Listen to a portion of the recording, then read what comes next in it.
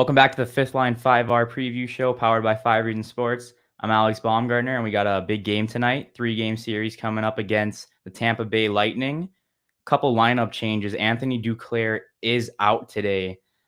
Within the last hour, the Panthers and the NHL have announced that he was one of the players on the COVID protocol list. So it's going to be very interesting to see who slots into that top line right now. They're kind of weak on the right side. Hornqvist isn't going to jump up to that first line. He has good chemistry right now with Jonathan Huberto. So I think Owen Tippett might be the guy that has to come and make a jump up into that first line. The Panthers haven't said who is coming into the lineup right now. So we're probably going to find out a little bit closer towards game time. Coming up against the Lightning, they are first in the division. They've only lost, I think, 2 games all year. One was in overtime. Over the next 3 games, we're going to see how this Panthers team is built because you're playing the defending Stanley Cup champions. And, you know, this is a really well-built team. They've been to multiple Stanley Cup finals, won last year, led by Steven Stamkos and Victor Hedman. So it's going to be a challenge for the Panthers. I think they can do it. I think they can get a game or 2 off of them. It's going to be a little unlikely for them to sweep the season series. As we see the standings right now, Chicago is sitting 3rd place. Very surprised with that. Panthers do have 4 games in hand on the Blackhawks. Tampa, Florida. Tampa only has 1 game in hand. So Panthers get 2 games of these 3. They're going to be sitting atop of the division. Carter Verhaeghe is playing up against his former team. He only played 52 games last year for the Tampa Bay Lightning. They let him walk because of how stacked their team is, but he's been really good for the Panthers, probably one of the top signings in the NHL free agency. Fit in nicely alongside Anthony Duclair and Alexander Barkov on that first line. It's going to be a tough battle with those 2 first lines from the Panthers and the Lightning. You got Stamkos and Braden Point for the Lightning, Barkov and Verhaeghe for the Panthers. Once again, we do not know how long Anthony Duclair is out. That's a big miss for this team because even though he hasn't scored a goal this year, he's been an energizer bunny for that team. He's been getting assists, getting to the net. Had a couple chances last game to get his first goal as a Panther, but unfortunately it couldn't happen. Right now with this Panthers team, it's really interesting to see how far they've come so far in this shortened season. We've only played 10 games, but they're looking pretty well. As you can see with the standings, the first 4 teams make it out of the Discover Central to the playoffs. And I honestly think Florida is the second best team in this division right now. Looking at the league standings, currently you got a couple teams with 14 games, 15 games, 16 games. Florida's sitting at 7th place with 10 games. That's up there with the Vegas Golden Knights, who might be one of the Stanley Cup favorites out there in the West. It's a really nice position to be in if you're a Florida Panthers fan. I mean, you've gone years and years with like, how are we going to make the playoffs? How are we going to beat the Lightning? How are we going to make it out of the East?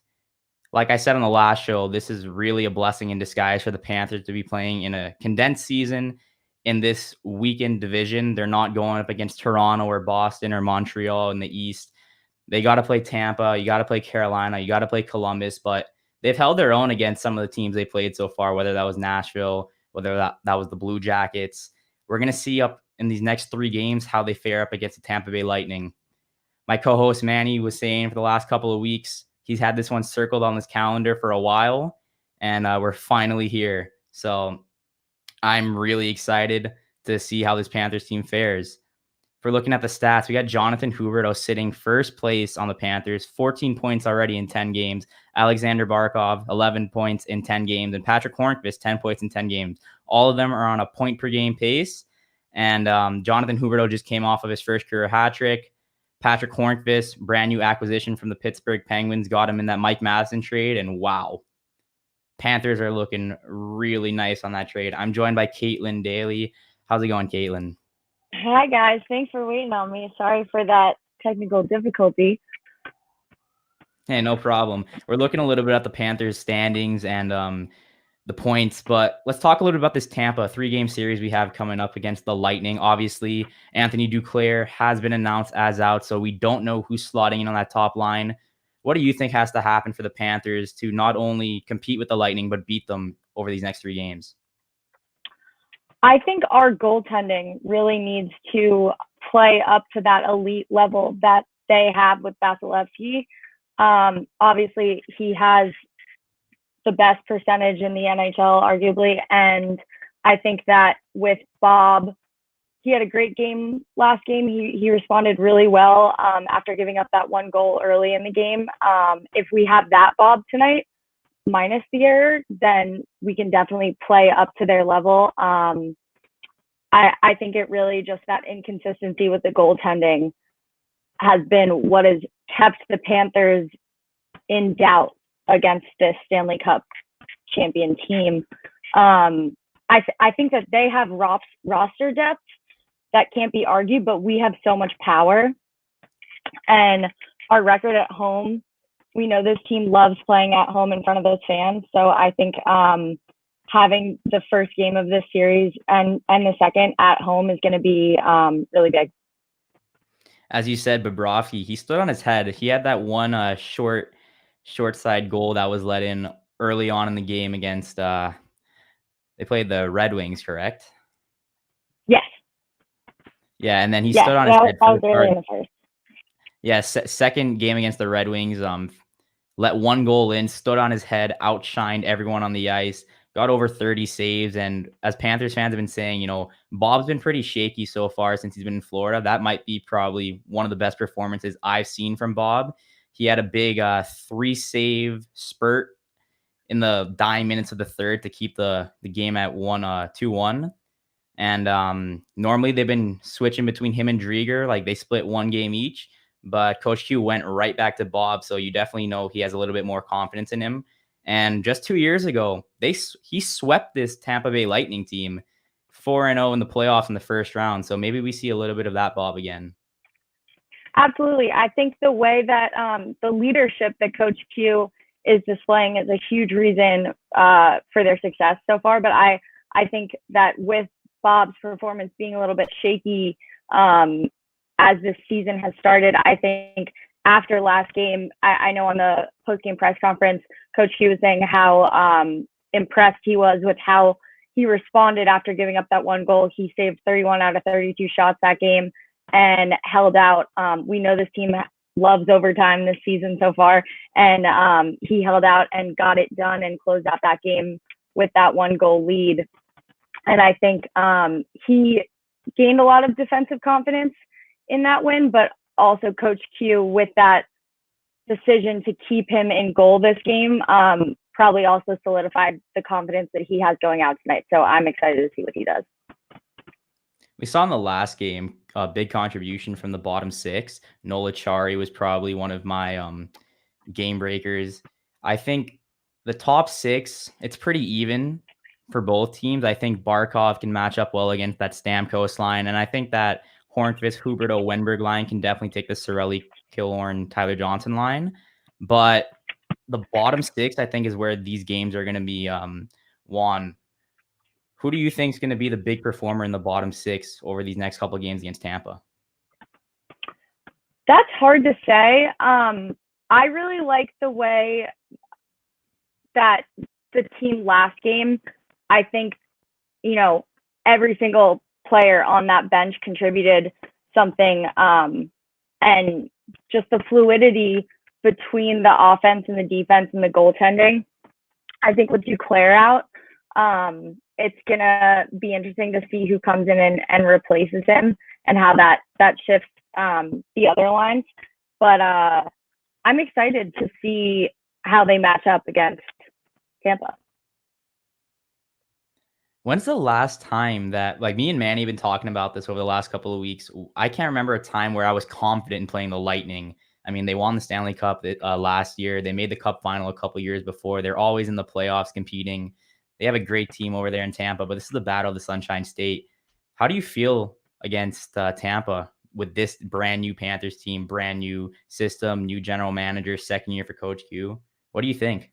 So I have a lot of confidence in this team. I probably have more confidence than the lifelong Panthers fans have because you guys have obviously been there for all these series. I mean, the last 12 games, they have a 10-2 record against us, but this is a very different team. And we are having a start to this season that has never been seen in years. And so I think that from what we've seen so far, the quiet confidence that the Panthers are.